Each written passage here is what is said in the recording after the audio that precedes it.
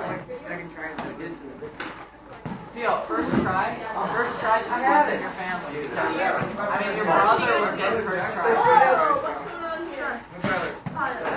Everything Tyler did try to do was first try. Alright, sit wherever you like. We're going to take some notes today. That's it. Ready? I'm not going. Why not? I'll get it. You're turning in late?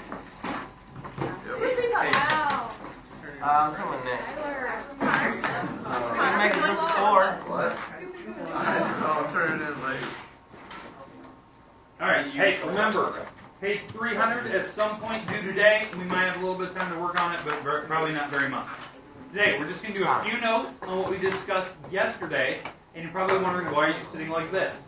It's because at some point, I'm going to give you a problem on the board, and I'd like you to try that particular style out for that problem. So we're going to sit in certain groups. So I'm going to have you on your group, where you're at, like, oh, you're going to just find the intercept. Or, oh, you're just going to tell me the leading coefficient test. Or, oh, you're going to do just the y-intercept over there. So and then we're going to kind of move around, see if you get some time to see if you're good at one particular strategy. Does that make sense? So we're going to just practice a little bit. We're going to move around so you're not just sitting in a chair, and it's going to be kind of fun. All right, so the first thing I want to do, let's discuss one problem and practice it. Then we'll try ones where you actually have to move around and do some stuff. Okay? That's why I give you a bunch of graphs. What? Can we do the gutter problem or not those problems? No, not those. So, all right. So, let's discuss a problem. So, what we're in section 2.3 for graphing polynomials. We're graphing polynomials. Now, there's a couple different checks that we talked about yesterday. Okay? So, the number one check is called the leading coefficient test.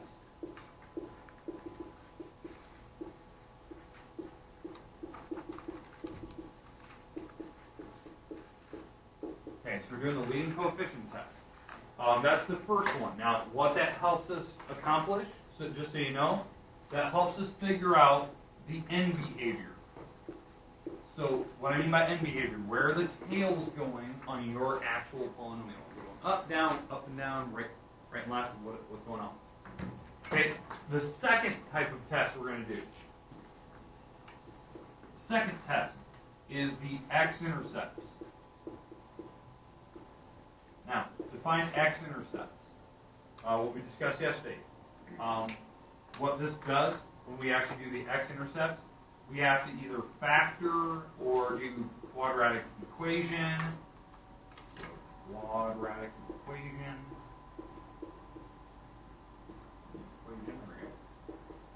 And what we're doing this for is for multiplicity.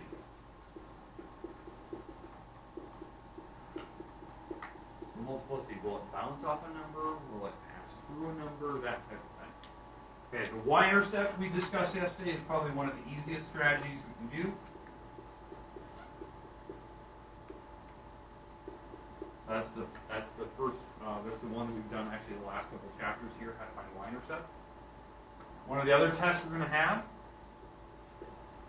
We'll have a symmetry test.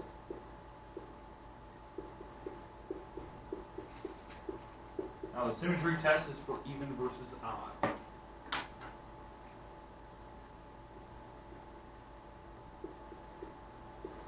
Even versus odd, and I guess there's that chain for either not symmetrical. We had one of those yesterday. And the last test we had was called the turning point test.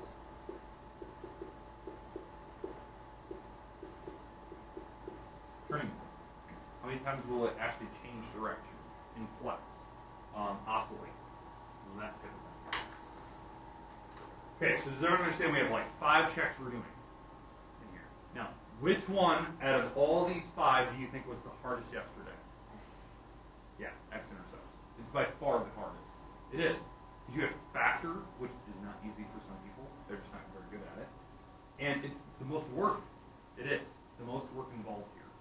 So out of this group, because we have, what, 6 groups in this room, right? Two of the groups will be doing the x-intercepts at the same time. Okay, 2 groups. The other groups will be doing, like, one of the other tests. Okay, so I'll kind of point that out once we get going, we start moving around. So you might be in that group where you have to do x-intercepts twice, or vice versa. Okay? let's practice one right now. So that's why you have graph paper. So we're going to do one graph together right now, just so you can see this. So you're going to need notebook paper. You're going to want a graph so you can actually draw something.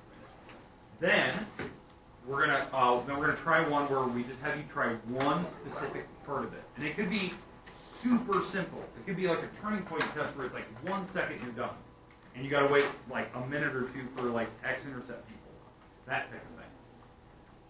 Okay, all right. We good to go here? All right, let's try one out together. I'm just gonna pick a problem from the book because that's what we're gonna do today. Let's try.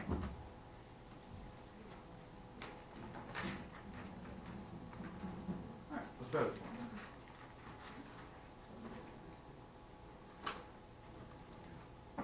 So f of x, my function is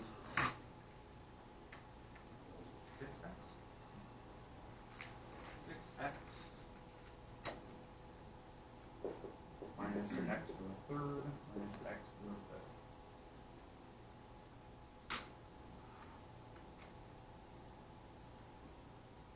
Alright, so this is my function. Now we're going to try to do every piece today to make sure that you kind of know it, and then we're going to have some practice.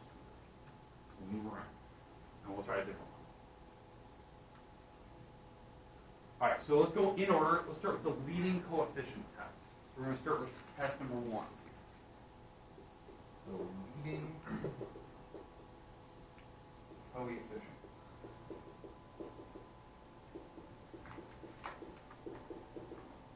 Now, on the leading coefficient test, what are we looking for? What do you remember from yesterday?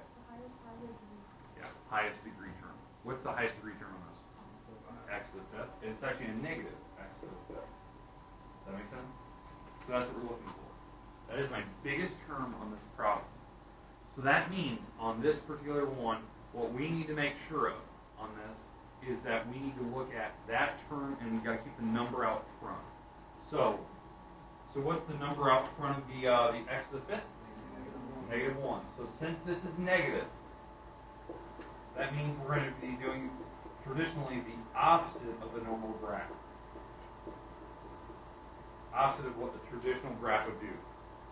And I'll explain what that means to be opposite here in a second. But it's negative number, so it's going to do the opposite. Now, what is the power on this particular problem?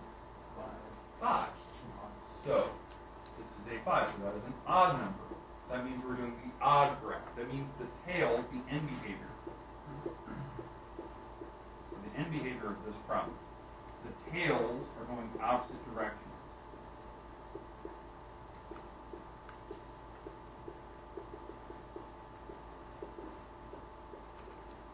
The tails go opposite directions. Now, on a normal odd graph, the tails typically do this. Right? That's a normal odd graph. One goes up, one goes down, it goes to the right, left, kind of respectively. But what are we doing on our problem? Opposite of that, because we have that negative number out front, right? That negative 1, so that means instead of going down to the left, now we're going up to the left. And now instead of going up to the right, we're going down to the right. That's end behavior. I can tell that in the first second by looking at that problem. You don't repeat what you just said. What? You don't repeat what you just said. Odd numbers, the tails go opposite directions. Yeah. Since it's a negative number out front, that means instead of going up to the right, down to the left, we switch it. Make sense? Okay. Alright, so now that we're here, we figured out my end behavior of the tails. Now the problem is I don't know the middle ground. I have no idea where like the bumps and valleys are going to be at in the middle. All I know is kind of where the tails go in the outcells. So we're going to positive infinity, negative infinity in that direction. Okay? But we have to go to the next one. We have to do x-intercepts now. Okay, so x-intercepts. Now, is this a quadratic? Does it have a power 2 in my problem? No. This is a power 5. So we cannot do the quadratic equation. We're going to need to factor this problem apart if possible. Okay, so I'm going to need to try to factor this thing out. So right now we're going to try to factor this thing apart. So we have y equals 6x minus x cubed minus x to the fifth. So what's the first thing we need to do? Yeah, you always have to do common factors. That's your rules for factoring. You do common factors if you can. trinomial rule. You do a difference of squares. You do a cube rule. We do a grouping method. We don't need to do grouping. There's only 3 items, so we'll probably be doing a trinomial here in a second. But I'm going to take out an x first. Now, when we take out an x, what's left? 6 minus x squared minus x. Yeah, there you go. Right. So we took out the x. We get to this part. Now, what's left in the parentheses is a trinomial. Now, I know it's written kind of backwards, but it's still a trinomial. You can still factor a trinomial apart by doing normal methods. We can still do 2 parentheses for the x. It's going to go plus minus. The reason why I know it goes plus minus, the symbol in the back is a negative, so it goes plus minus. We're going to break up the 6 into 2 numbers. That will hopefully give us 1 in the middle. Actually, a negative 1 in the middle. So how do I break up 6 into 2 numbers that multiply give me 6, but will somehow give me a negative 1 in the middle? 2 and 3? Yep. So it'll be probably 3 here and a 2 here. The reason why, when I start FOILing, when I take this 3 times the back, it'll turn negative. When I multiply this 2 to here, it'll turn positive. So the 3 will be negative. So I have to tell where the 2 and 3 go, and they're out front. Now on the back, how do I break with an x to the 4th? X squared and x squared. All right. Questions, comments on how I just did that?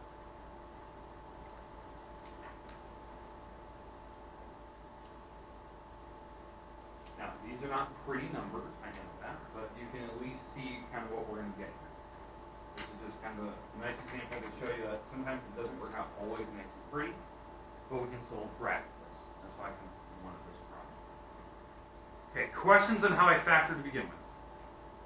How we did difference of squares, how I guaranteed, a certain number in the middle. Because if you FOIL this out, first out or last, it will give you the negative 1 in the middle, because it'll be negative 3x squared is positive 2x squared. Okay? Alright.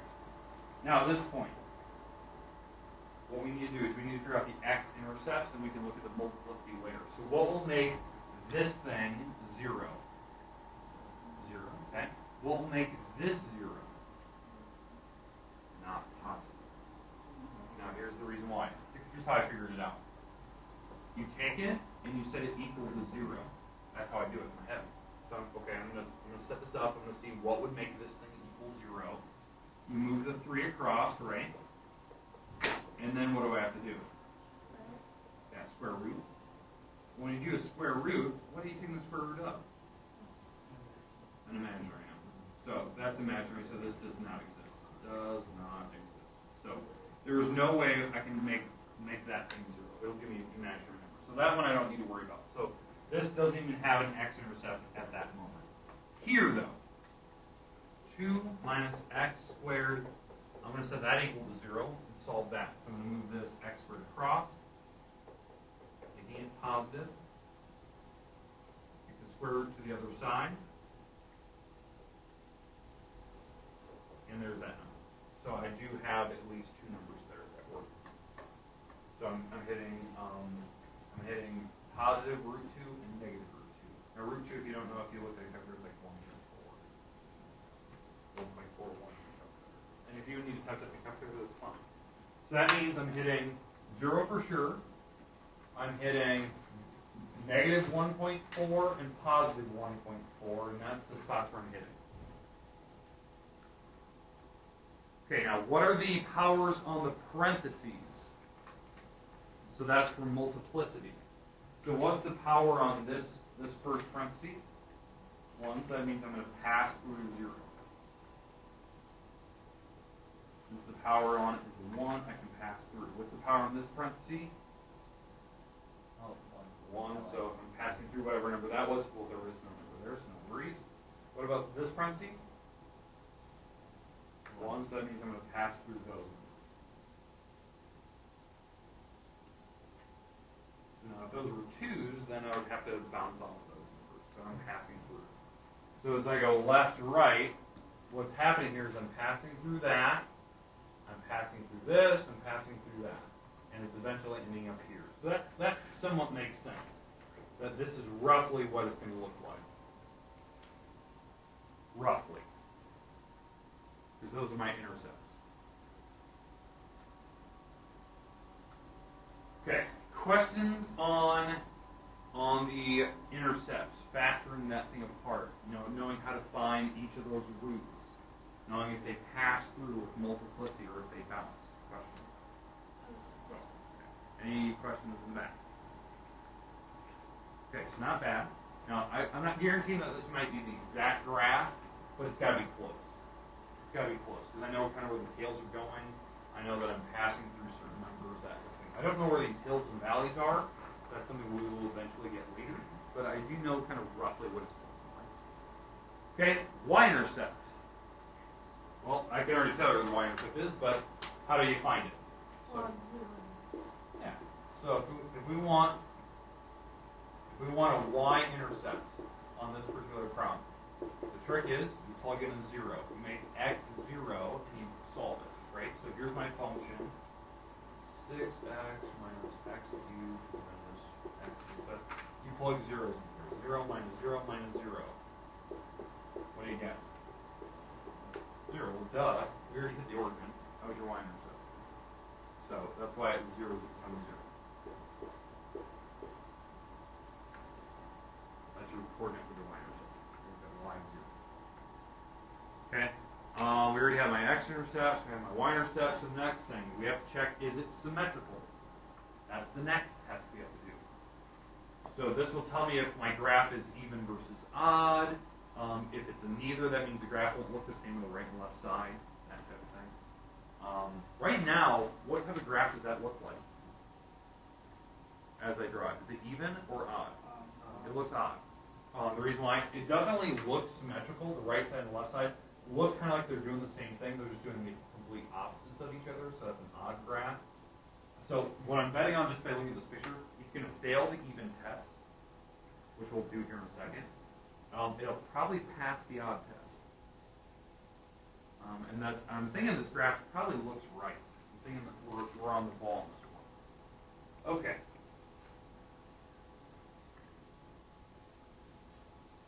So let's do the symmetry test.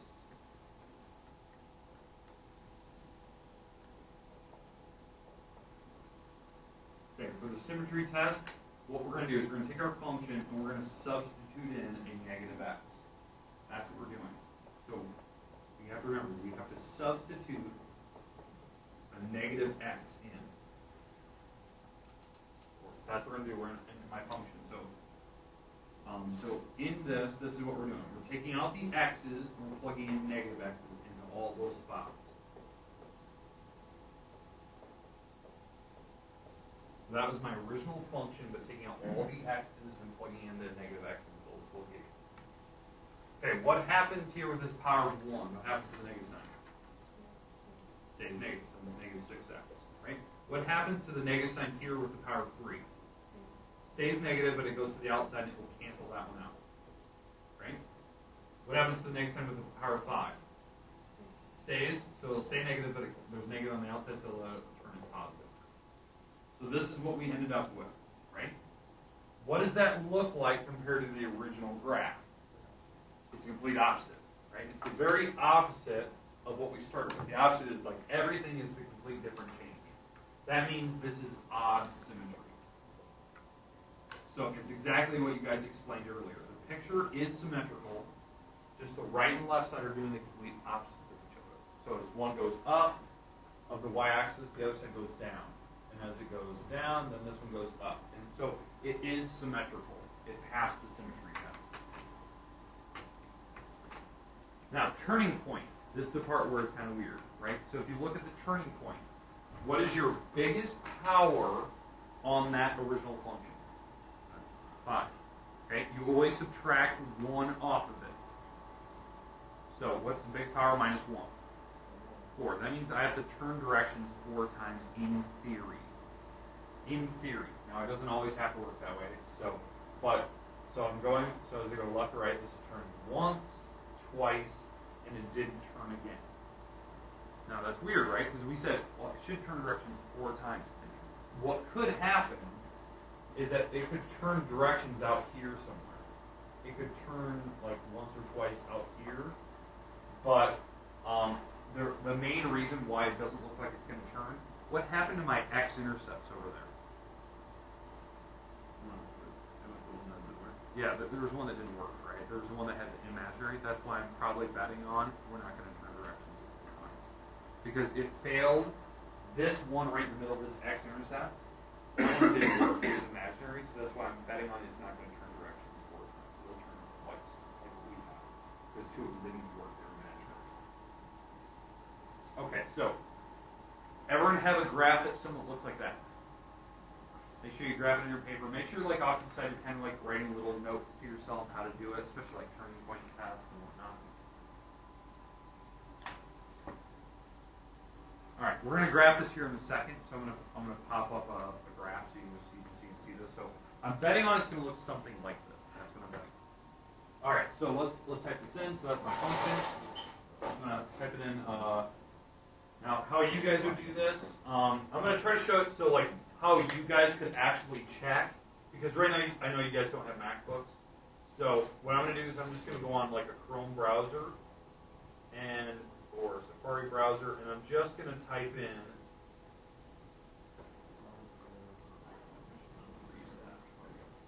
All right, so I'm gonna.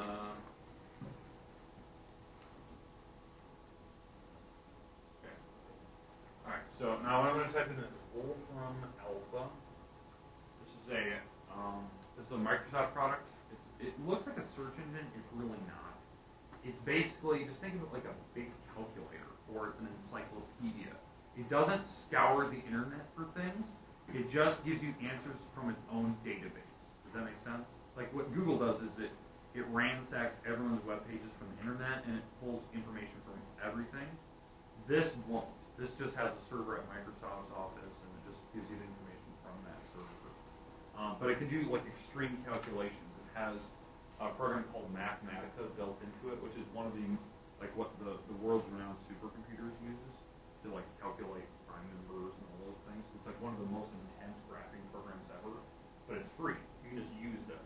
I know there's an app for the iPhone and Android phone. I think it costs like $1.99. But the internet, if you just go on like Safari browser or your Chrome browser, it's free. You just type in stuff.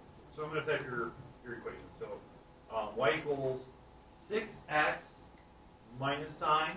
And now this is the weird part, how you type in powers. X, you have to hit the shift 6 button to give you a little up caret, and then type in 3. Then minus x up arrow 6. Or is that a 5? It was 5? 5. Hit enter, and it should give me a rough graph of what this thing's going to look like. And you can kind of see what it's appearing. Make sense? So let me zoom in on this. This looks a little blurry here. There you go.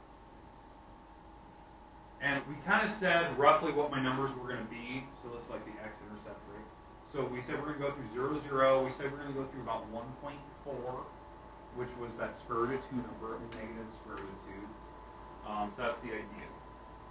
And so it definitely just had 2 turning points. Now the best part about this graph is that if there's any other like inflection points where it turns, it would have showed you that. It would have zoomed out a little bit to make sure it shows you everything that was happening in that graph.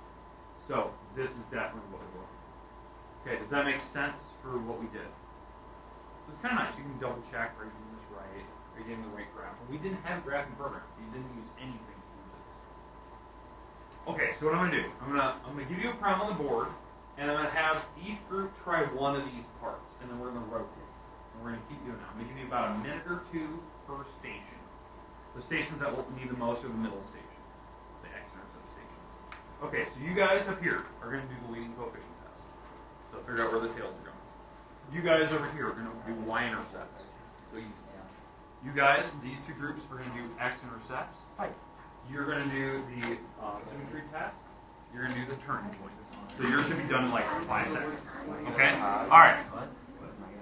And then, hey, after a minute or 2, we're going to rotate. We're going to stay with the same problem, and you're going to see if you can put all these pieces together. Does that make sense? Okay, and I'll show you where you need to rotate. Okay, so here we go. Here's our problem. I'm going to put it on the board. It is...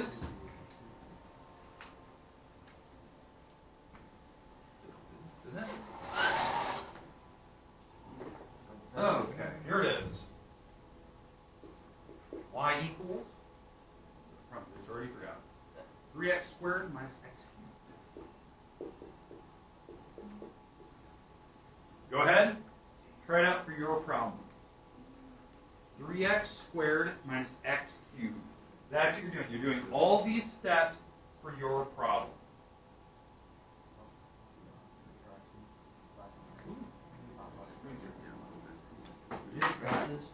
So you want to try to graph. So what we're going to do is we go along. Now, obviously, certain people in here don't have to do a lot. Like if you're on the turning point, yours is already done probably in the first section. Okay, if you're the y-intercept, you at least know one coordinate you're going through. If you're doing an x-intercept, you at least know a couple. If you're doing the coefficient test, you at least know where the tails roughly are going. And in the back, you guys can just know if it's going to be symmetric or not. That's what I figured. The hardest part will be you two. What kind of a big deal, Ward? Come on, we're struggling. So we have to wait. Wait. So it's kind of easy. At some point, you do get a break.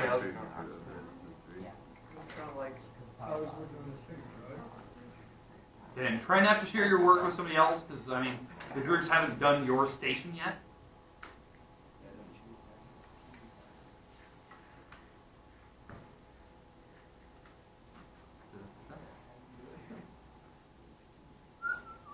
Now, if you want, you can actually get up physically, or if you just want to stay there, I'm just going to rotate the groups as we go. Okay. So if you want to just stay here, I'll just rotate the groups and tell you what you need. Okay, we'll do that. All right. I'm going to wait a little bit for these people doing x-intercepts, because that does take the longest. Y-intercepts are probably pretty quick. Pretty easy. What? You like this? It's different. It's different. Switch it up a little bit. Reminds me of okay.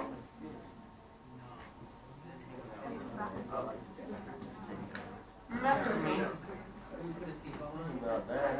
I remember when Stephen, she had like one wall, Okay. Okay, so now we're going to rotate. So now how the rotation works. If you're doing the x-intercepts here, you are now going to y-intercepts. If you're a y-intercept, you're now going to x-intercepts. So you just flip-flop. If you're doing the symmetry test, you are now doing the turning point. If you're doing turning point, you're flip-flopping. For you guys, now you're doing the, not the leading coefficient test, but now you guys are going to the x-intercepts as well. Okay? Okay, good? Okay, should be fairly easy. So my x-intercept people will take along. Y-intercept is pretty straightforward. Flip-flopping, symmetry test, turning points. Okay? And leading coefficient people, you're going to x-intercept. You're underestimating this turning point. oh, you guys think it's square solid.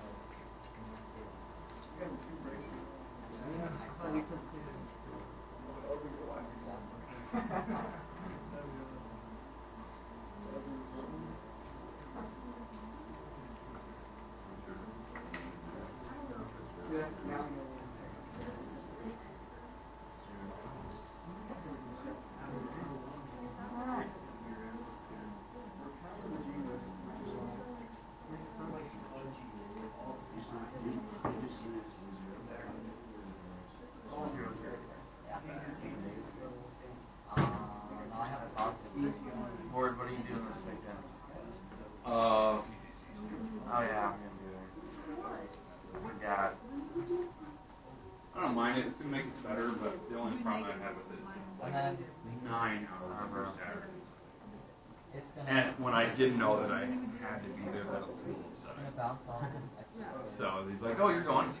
I also do have to take care of it. You have to just sit there the whole time and watch it? Yeah. So, I know at one point I'll probably be in charge of a drill here and there, but most of the time for what he did.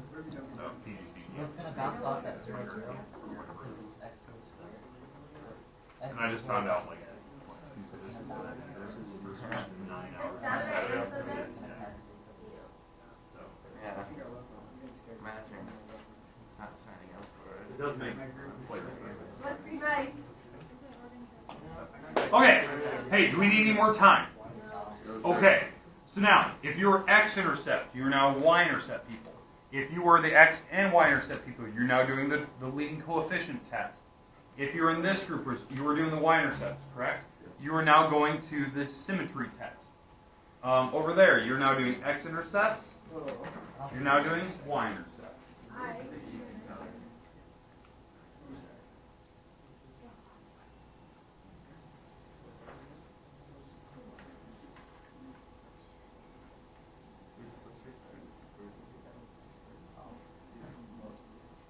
see what I did wrong.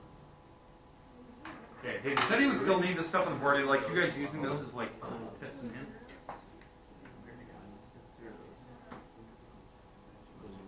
We have 2 groups left, I believe. We should have 2 stations left.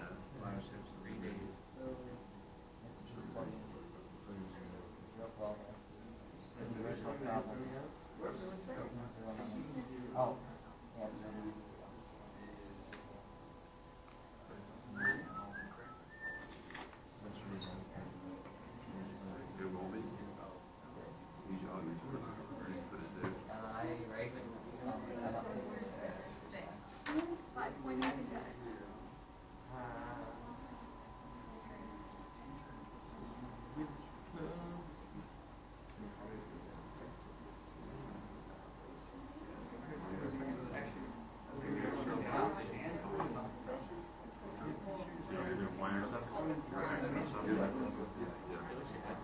You guys are doing what? Okay. And you guys are doing what?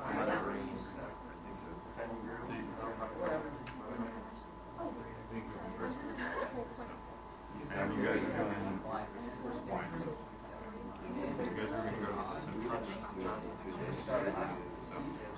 Can we start on the symmetry test right now? okay, you guys all right, hey, hopefully you don't need any more time. Hopefully. Okay, if you're up here, you guys were just doing the y-intercepts, correct? So now you guys are going on to symmetry test. Okay, check your symmetry. You guys are going on to turning point test. Okay, you guys are now moving on to, because you just did leading coefficient test, you're going to the symmetry test now? So have you done leading coefficient? That's coefficient. Y-intercepts? Excellent. There you go. And we should have one more station when you're done. One more station.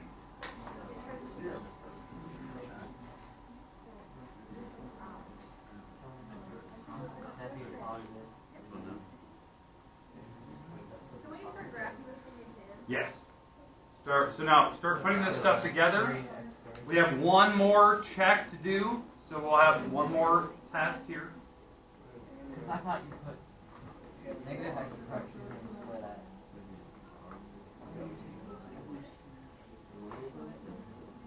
Negative x for levity.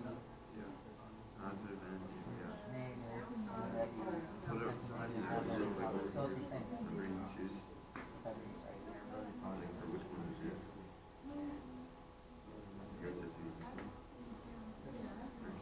Yeah, so it's just, yep. So it's symmetry then. So, what is your Yeah. 3x squared plus x. how do you know that's symmetry? Because it's the same exact. Yeah. Or 3x.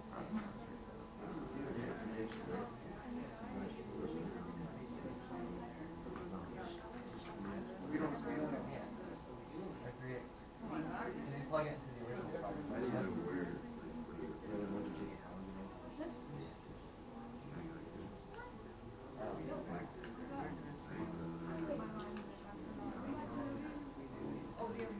Either way, we're good.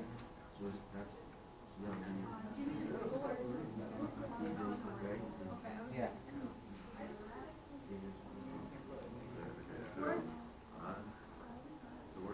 Yeah.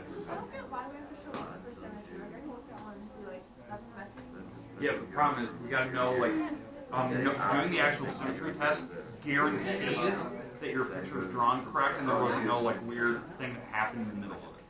Because what can happen, because we're only, all the only thing we're doing is we know where certain dots are, we know where the tails are. We have no idea the middle ground. Because this middle ground can suddenly do weird squiggly stuff. So we're trying to guarantee, like, the right and left side looks the same. because that may not happen. We have power of 2. So it's down to Okay, all right. Hopefully you're done. Let's move. Let's go to your last station now. So, whatever one you have left, whatever check you have left, if you have turning points, if you have the symmetry test, if you have leading coefficient test, you have to do the last part now. And I'm going to give you 1 minute, then we're going to check it. Okay? 1 minute. And then I'm going to put it on the board so you can see. What's your No, you just take one power off. I Yeah. went home, I took all the stuff out of my bag. I'm about to hit the turning point in my life. It's going down. Yeah, I know. I love it.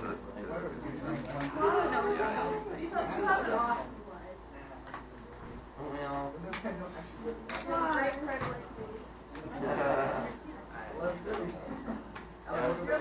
no, I was just like, All right. Okay, let's go through this one. I'm going to go through every step here. I'm going to blitz through them. Hopefully you can double check your work, see if you're right, check your neighbor's work, whatnot. We're doing it for this problem right here. We're going to try to see if we can do every one of these checks, and hopefully you got them right.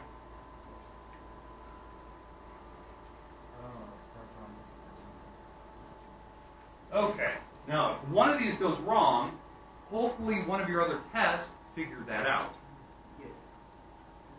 Okay, so first, leading coefficient test. What does this mean for the leading coefficient test? It's opposite. Opposite? They're odds. So odds, tails go different directions, and that's the opposite of a normal graph would do. So this is kind of roughly what your tail should be doing on your graph. If it's not, you did something wrong. Okay? Next, x-intercepts. We have to factor that thing apart. To factor this thing apart, I have to pull out an x squared. So when I pull out an x squared, that's 3 minus x. Now what that means is that I'm going to have 0 for an x-intercept or 3 for an x-intercept. And for this, it's going to bounce off of 0. It's going to pass through that number. So it's going to bounce off of 0, pass through 3. Now the reason why. This is a power of 2, so that means it bounces because it's an even. This is a power of 1, that means it has to pass through that number. Okay, does that make sense? So those are your x-intercepts. Y-intercept on this graph. I'm going to take my function, plugging in 0 into it.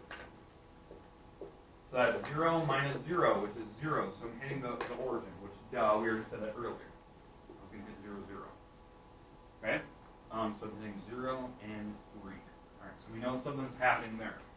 All right, now, symmetry test. We have to look at this thing's going to be symmetric. So I'm going to take my function, plug in negative x into it, square that, minus negative x to the third. So what happens here, the negative signs will stick around, keeping that positive. The negative sign will cancel. And when I look at this, this graph is not symmetric. It has no symmetry. Now the reason why it has no symmetry, it's not the opposite of what we started with. This isn't the complete opposite of that, and it's not the same either. Only one side changed, not all. So it has no symmetry. So the left and right side of the y-axis will not look the same. And how many turning points do I have? 2. Should have 2, because the biggest power was 3, I subtract 1 off it, so it should turn directions twice. So if I kind of look at this graph, here's what I'm expecting it to do. If I kind of piece this together, okay? Probably what's happening here is I'm coming down towards 0, bouncing off of it, passing through, and then ending up going that direction. Now, here's the problem. I have no idea where that's going to take place. It could be super high, it could be super low. No idea, but this gives me a rough sketch. Make sense? Okay, we're done for that. Very nice. on these graphs back. No, hey, you need to keep your graph paper. Put it in your notebook, put it in your book, wherever you need to. We are going to do a couple more samples, especially difficult problems on Monday. Hard. These are easy. Why do you gotta make them on 60? Yeah, John is like, oh, I thought We this keeping was- the groups like this one? Actually, it made them a little bit. So I Well, like it. well, on the decimal, probably this is way you guys. I like it a lot. Put it off.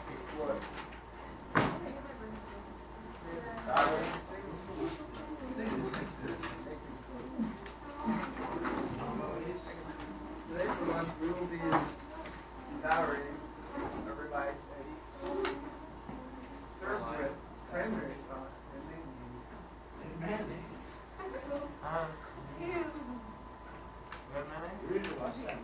Oh, no way. I had to go there my first day of year two.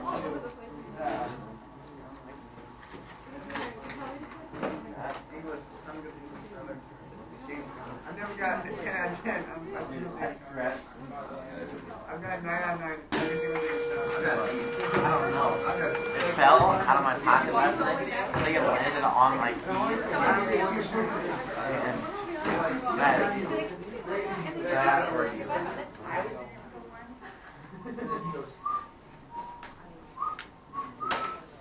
He's pretty cool. I was laughing at you. Yeah, sure. There's a Oh my gosh, it's so hard.